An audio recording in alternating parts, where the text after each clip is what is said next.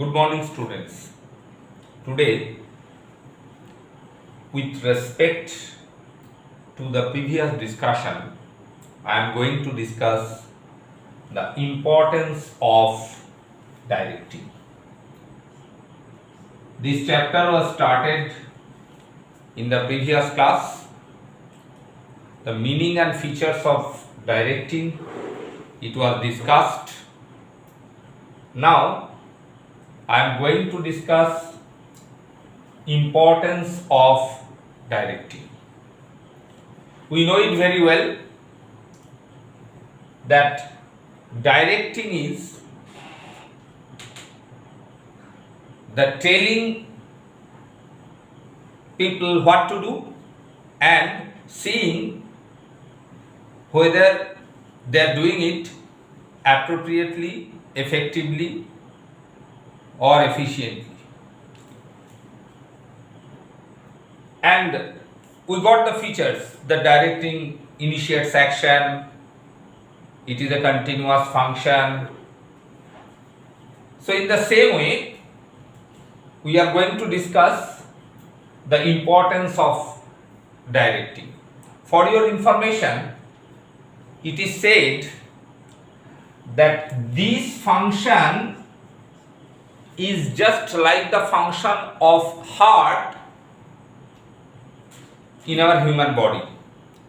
The function of directing in the organization is just same. Function of heart in our human body and function of directing in the organization. Because if directing acts as a main pump in the organization, just like heart. So from that standpoint, it can be said that it initiates action. You know, it is a process through which manager is to supervise, is to communicate, is to instruct, is to guide, is to motivate, and above all is to lead.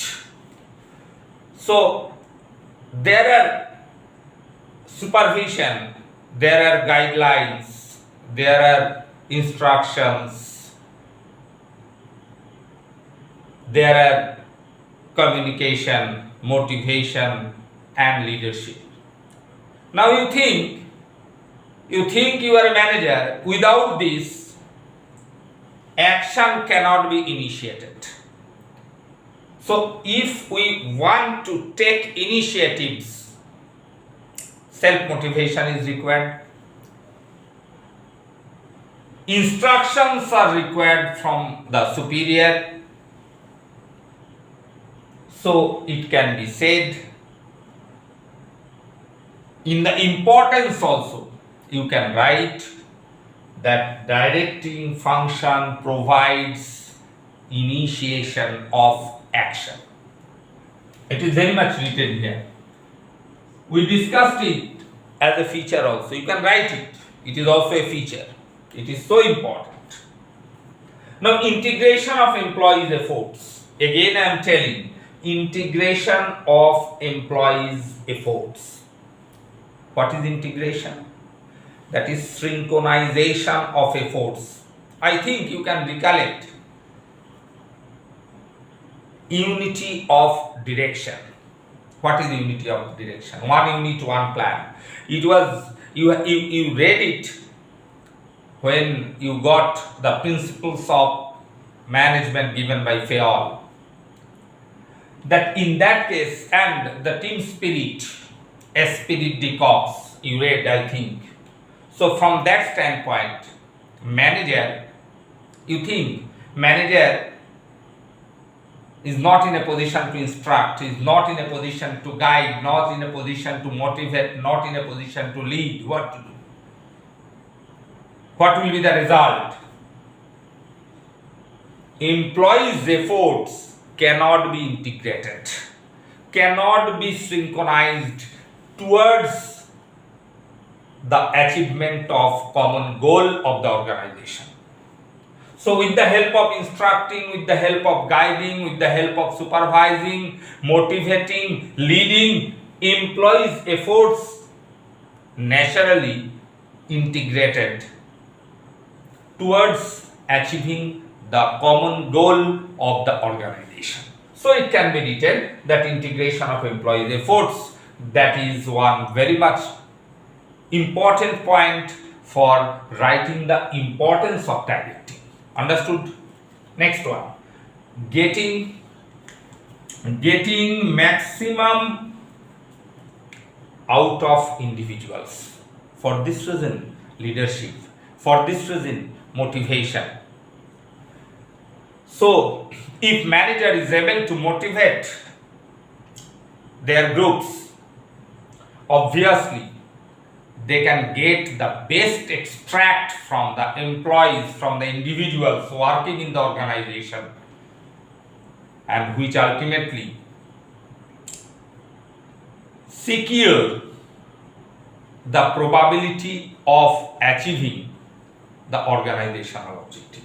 So getting maximum out of individuals, those who are working for the organization, if they are instructed properly, they are motivated properly, if they are very much, if positive leaderships are there from the part of the manager, then obviously individuals, they can perform efficiently.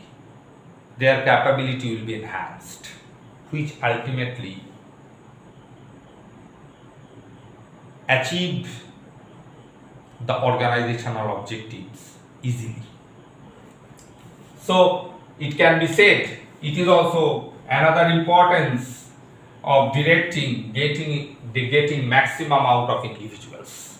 Fourth point, facilitating changes in the organization. I think you know it very well that our business world is very much dynamic. It is always required to prepare the plan, it is always required to organize in that way so that organization can adapt the changes efficiently. So generally, it is the nature of human minds that human minds, they are not always ready to accept the change. They try to resist it. So now it is the responsibility of the managers to convince them in such a way so that they will get motivated for accepting the change for the betterment of themselves as well as for the betterment of the organization. So it totally depends upon the directing functions of the manager or of the organization. Otherwise, organization cannot cope up the changes and they cannot face the competition that will convert into a challenge for the organization. So it should not be expected at all in the competitive business world. So for this reason, it can be said, directing always facilitating changes in the organization. Now last point I am telling, mind it, if all individuals working in the organization, if they are communicated properly, if they are motivated, if they are instructed, if they are supervised, obviously it brings the stability, it brings balance, which is very much required for the organization. Because stability and balance should be more in the organization for achieving the common goal in the competitive world which exists in the today's business world.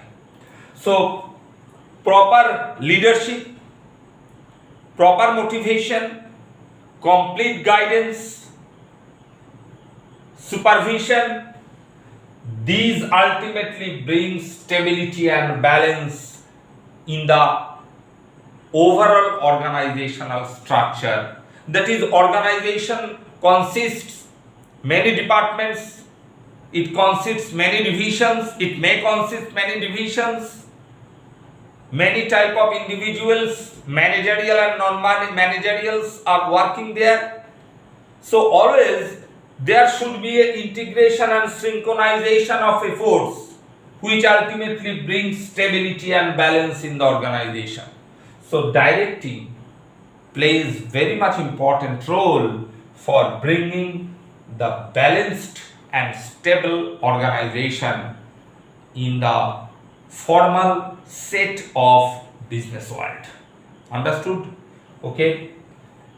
In the next class, I will discuss about element of directing. So that's all for today. Thank you.